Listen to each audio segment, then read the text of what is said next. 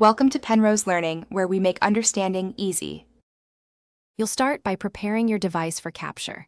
Make sure screen capture/screen recording is allowed and that your phone won't lock.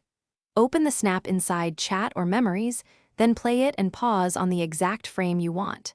You're doing this because Snapchat doesn't provide a built-in Export Frame button reliably, so you must capture the screen where the motion is frozen. Once paused, keep the frame steady and get ready to take a screenshot or record a short clip to extract the frame.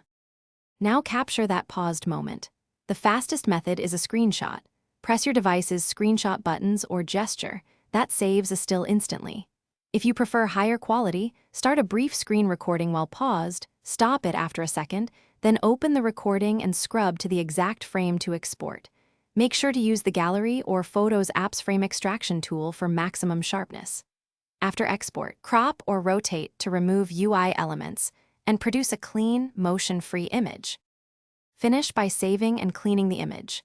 Save the exported frame to your camera roll and immediately back it up so you don't lose it. Use a photo editor to remove any Snapchat UI overlays, fix exposure, and sharpen if needed. If your screenshot or recording doesn't capture the right frame, make sure Do Not Disturb is on and notifications are silenced. Then retry, pausing more precisely. If the snap won't play smoothly, close background apps to free memory and try again. Thanks for watching. If this was helpful, leave a like and consider subscribing. See you next time.